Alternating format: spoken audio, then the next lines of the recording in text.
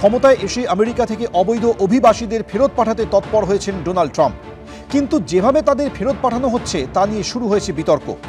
আগুনে ঘি ঢেলেছে হাতকড়া ও পায়ে শিকল পরা যাত্রীদের বিমানে তোলার 24 সেকেন্ডের এই ভিডিওটি পোস্ট করেছেন আমেরিকার বর্ডার পেট্রোল বিভাগের প্রধান মাইকেল ডব্লিউ ব্যাগস।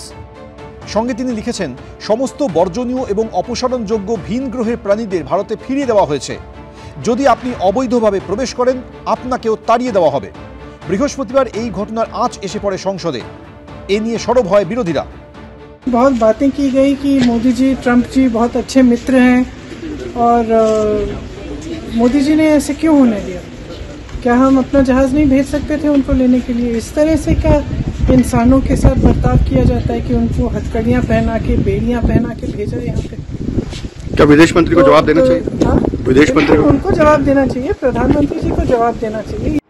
বুধবারই আমেরিকা থেকে অবৈধ অভিবাসী অভিযোগে ফেরত পাঠানো হয়েছে 104 জন ভারতীয়কে। বুধবার বিকেলে অমৃতসরে নামে টেক্সাসের এল পাসো বিমানবন্দর থেকে আসা মার্কিন বিমান। সোশ্যাল মিডিয়ায় হরবিন্দর সিং নামে ফেরত আসা এক ভারতীয়র বক্তব্য তুলে ধরেছেন রাহুল গান্ধী। সেই সঙ্গে রাহুল গান্ধী লিখেছেন, মাননীয় প্রধানমন্ত্রী, এই মানুষটির যন্ত্রণার কথা শুনুন। ভারতীয়দের মর্যাদা এবং মানবিকতা প্রাপ্য, হাতকড়া নয়। এ বিষয়ে আলোচনা চেয়ে মুলতবি প্রস্তাব আনেন লোকসভায় কংগ্রেসের উপদলনেতা গৌরব গগৈ। লোকসভার স্পিকার ওম বিড়লা আলোচনার দাবি খারিজ করে দিলে ওয়েলে নেমে বিক্ষোভ দেখাতে শুরু করেন বিরোধীরা। সংসদ ভবন চত্বরে পোস্টার নিয়ে বিক্ষোভ দেখান।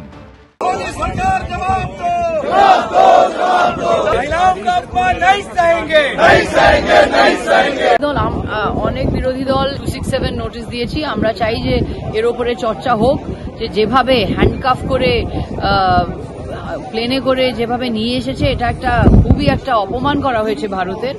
আর আমরা চাইছিলাম যে এর উপরে ডিসকাশন হোক, কিন্তু 267 নোটিশগুলো অ্যালাউ করা হলো না, তাই জন্যই আমরা ওয়াকআউট করেছি। সম্পূর্ণভাবে বিদেশ মন্ত্রক এ বিষয়ে যা বলার সংসদেই বলবেন।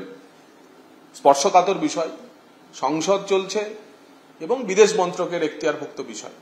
কিন্তু নীতিগতভাবে বিদেশ মন্ত্রী ইতিমধ্যেই জানিয়েছেন যে কোনো অবৈধ অভিবাসীকে ভারত ফেরত নিতে তৈরি, এবং আমাদের দেশেও যদি অবৈধ অভিবাসী থাকে, অনুপ্রবেশকারী থাকে, তাদেরকেও আমরা যে দেশ থেকে তারা অনুপ্রবেশ করেছেন সে দেশে ফেরত পাঠানোর জন্য বদ্ধপরিকর। বিদেশমন্ত্রী এস জয়শঙ্কর অবশ্য রাজ্যসভায় জানান, অবৈধ অভিবাসন ঠেকাতে সংশ্লিষ্ট সব দেশের দায়বদ্ধতা রয়েছে। তাই এটা নতুন কোনো ঘটনা নয়, বহু বছর ধরে চলে আসছে। এমন ঘটনা শুধু ভারতীয়দের সঙ্গে হচ্ছে না, অন্য দেশের ক্ষেত্রেও ঘটছে। তবে মহিলা ও শিশুদের বেড়ি বা শিকল পরানো হয়নি। বিমানে শৌচাগার ব্যবহারেরও অনুমতি দেওয়া হয়েছে। ওইসব ভারতীয়দের সঙ্গে যাতে কোনো দুর্ব্যবহার না করা হয় তা নিশ্চিত করতে ভারত সরকার আমেরিকার সঙ্গে যোগাযোগ রেখেছিল। এবিপি আনন্দ।